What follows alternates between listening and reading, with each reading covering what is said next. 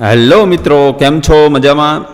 તો મિત્રો, આ વિડીયોની અંદર આપણે શીખવાનું છે માત્ર 10 દિવસ અંગ્રેજી બોલતા. એટલે કે 10 જ દિવસમાં મારે અંગ્રેજી બોલવું હોય તો શું કરવું જોઈએ, તો બસ એ જ આ વિડીયોમાં આપણે વાત કરવાના છીએ.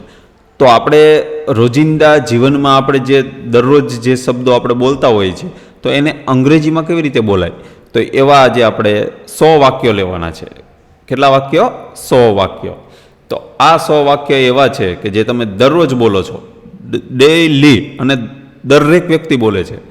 તો આ 100 વાક્ય તમે 10 દિવસની અંદર તૈયાર કરી દઈશો, એટલે કે એક દિવસના 10 વાક્ય થયા. વાક્ય બહુ જ મજેદાર છે, બહુ જ સિમ્પલ છે અને એકદમ ઇઝી છે. તમે આવા વાક્યો બોલો જ છો, બરાબર? તો આ ડેઈલી 10 વાક્ય કરશો એટલે 10 દિવસમાં આ 100 વાક્ય તૈયાર થઈ જશે. એટલે તમે ફ્લુઅન્ટલી ઇંગ્લિશ તમે બોલી શકશો અને કોઈ સામે બોલતું હશે તો તેને સમજી પણ શકશો વિધાઉટ યુઝિંગ ગ્રામર. એટલે કે ગ્રામરનું તમારી પાસે ઝીરો નોલેજ છે છતાં પણ તમે ઇંગ્લિશ બોલી શકશો. નો ડાઉટ ગ્રામર તો આપણે શીખવું જ પડશે, પરંતુ આ વાક્યો એવા છે કે જેમાં ગ્રામરની જરૂર નથી. તો વધારે આપણે ટાઈમ વેસ્ટ નથી કરવો અને શરૂ કરીએ. સૌથી પહેલો શબ્દ છે, આપણે બધા જ બોલતા હોઈએ છીએ જ્યારે સવારે મળીએ આપણે ત્યારે શું કહીએ છીએ? Good morning. એટલે ગુડ મોર્નિંગનો મતલબ શું થાય? શુભ સવાર. બીજું છે ગુડ આફ્ટરનૂન, એટલે કે શુભ બપોર. એટલે 12 વાગ્યા પછી આપણે શું બોલીએ છીએ? Good afternoon. 12 વાગ્યા પહેલાં ગુડ મોર્નિંગ. ત્યાર પછી ગુડ ઇવનિંગ, એટલે કે શુભ સાંજ. એટલે કે 5 થી 6 વર્ષ પછી આપણે ગુડ ઇવનિંગ શબ્દ વાપરીએ છીએ. ત્યાર પછી છે ગુડ નાઇટ, એટલે કે સૂરજ આથમી જાય અને પછી 8 વાગ્યા પછી આપણે શુભરાત્રિ કહીએ છીએ, એટલે એને કહેવાય છે ગુડ નાઇટ. ત્યાર પછી હાઉ આર યુ, એટલે કે તમે કેમ છો. આપણે પૂછીને કોઈને હાઉ આર યુ, તમે કેમ છો, તો ઇંગ્લિશમાં કહેવાય હાઉ આર યુ. ત્યાર પછી સામેવાળો વ્યક્તિ જવાબ આપે આઈ એમ ફાઇન, હું સારું છે, હું સારો છું. ત્યાર પછી કે વોટ ઇઝ યોર નેમ, એટલે કે તમારું નામ શું છે. તો સામેવાળી વ્યક્તિ શું નામ આપશે? માય નેમ ઇઝ રાહુલ, એટલે કે મારું નામ રાહુલ છે. ત્યાર પછી વેર આર યુ ફ્રોમ, એટલે કે તમે ક્યાંના છો. તો કહે છે આઈ એમ ફ્રોમ સુરત, એટલે કે હું સુરતનો છું. ત્યાર પછી નાઇસ ટુ મીટ યુ, એટલે કે તમને મળીને આનંદ થયો, તો ઇંગ્લિશમાં એને કહેવાય નાઇસ ટુ મીટ યુ. ત્યાર પછી આભાર. આભારને આપણે શું કહીએ? Thank you. આ શબ્દ આપણે બહુ વાપરતા હોઈએ. ત્યાર પછી તમારું સ્વાગત છે, તો કે યુ આર વેલકમ. ત્યાર પછી માફ કરજો, તો આપણે શું કહીએ? સોરી. ત્યાર પછી માફ કરશો અથવા ધ્યાન આપશો, બરાબર, તો કે એક્સક્યુઝ મી. આપણે એમ કહીએ ને કે આપણી સામે કોઈ ધ્યાન ન આપતો હોય તો આપણે શું કહીએ? એક્સક્યુઝ મી, મારી વાત સાંભળશો, એવું કરીએ તો એક્સક્યુઝ મી એટલે શું? માફ કરશો એવો શબ્દ પણ થાય, એવો અર્થ પણ થાય, અને ધ્યાન આપશો એવો પણ અર્થ થશે. ત્યાર પછી કૃપા કરીને મારી મદદ કરો, તો એને ઇંગ્લિશમાં શું કહેવાય? Please help me. ત્યાર પછી મને સમજાતું નથી, તો કે આઈ ડોન્ટ અન્ડરસ્ટેન્ડ. ફરી કહો છો, તો કે કેન યુ રિપીટ.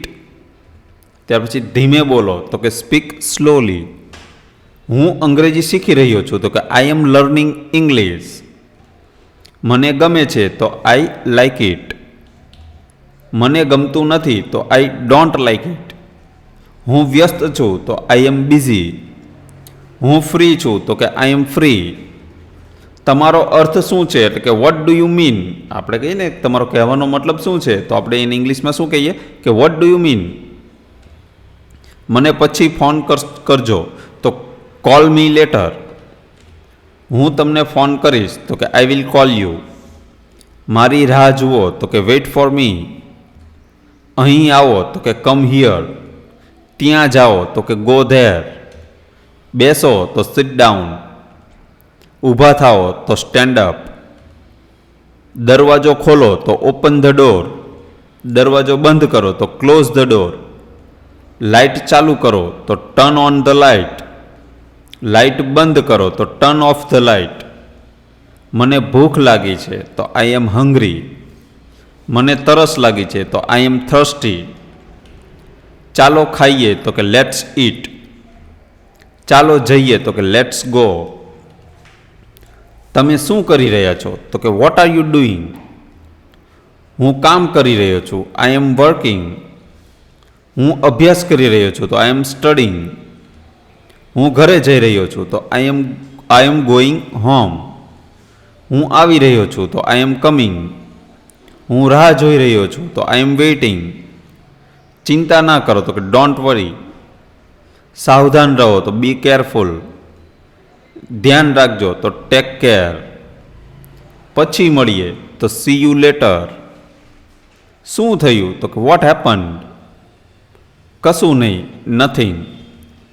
ઠીક છે, ઇટ્સ ઓકે. હું સહમત છું તો આઈ અગ્રી.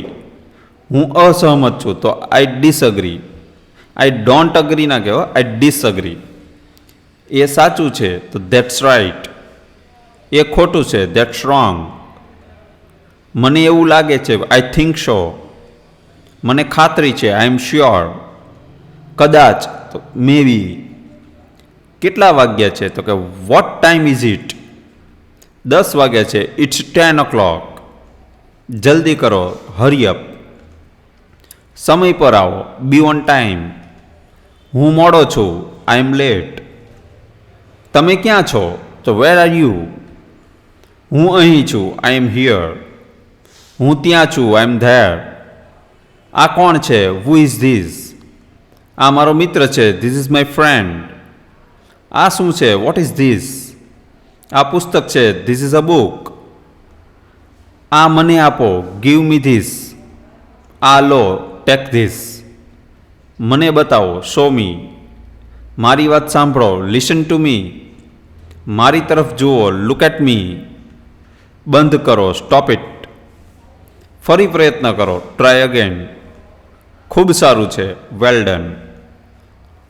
ચાલુ રાખો, કીપ ગોઈંગ. અટકશો નહીં, ડોન્ટ સ્ટોપ. તમે કરી શકો છો, યુ કેન ડુ ઇટ. મારો વિશ્વાસ રાખો, બિલીવ મી.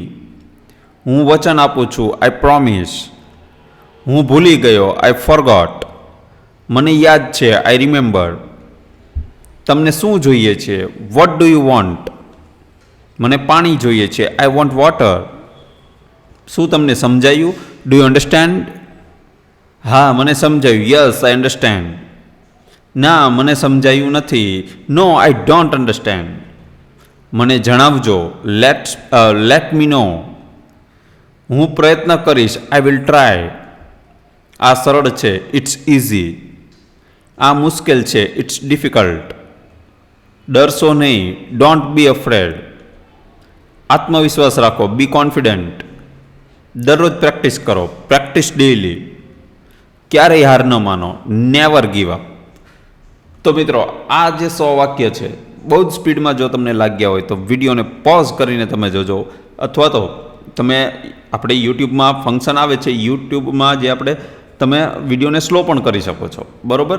1x ઉપર હોય, 0.75x ઉપર રાખીને તમે આ વિડીયો જોઈ શકો છો. અને જો બહુ જ વધારે સ્પીડ લાગે તો કમેન્ટ કરજો. નેક્સ્ટ વિડીયો આપણે નેક્સ્ટ જે પાર્ટ લાવશું એ થોડા એડવાન્સ લેવલના વાક્ય લાવશું, એમાં આપણે થોડું ધીરે કરશું. પરંતુ આ એકદમ ઇઝી છે. આ વાક્યો જે છે તમારે ડેઇલી 10 વાક્ય તૈયાર કરવાના છે, બરાબર. અને કમેન્ટમાં શું લખવાનું છે, આઈ વિલ સ્પીક ઇંગ્લિશ. શું, હું અંગ્રેજી બોલીશ. તો કમેન્ટમાં મારે આઈ વિલ સ્પીક ઇંગ્લિશ મારે કમેન્ટમાં લખેલું હોવું જોઈએ. આ વિડીયો જોનાર દરેક વ્યક્તિ આ કમેન્ટ જરૂરથી કરજો, બરાબર. અને બાકી કોઈ પણ પ્રોબ્લેમ હોય તો નીચે કમેન્ટ સેક્શનમાં પણ પૂછી શકો છો, એનું સોલ્યુશન 100% આવશે.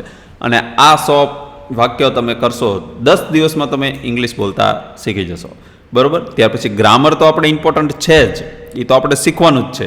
તો ચેનલ સાથે જોડાયેલા રહીજો. તમને ગ્રામર પણ શીખવાડીશ, બોલતા પણ શીખવાડીશ, લખતા પણ શીખવાડીશ અને વાંચતા પણ શીખવાડીશ, બરાબર. આ ચેનલને સબસ્ક્રાઈબ કરી અને જો વિડીયો પસંદ આવ્યો તો લાઈક કરી દીજો અને તમારા ફ્રેન્ડ સર્કલમાં શેર કરી દીજો, જેથી તમે સામસામે બંને ઇંગ્લિશ બોલી શકો. ચલો મિત્રો, સી યુ લેટર.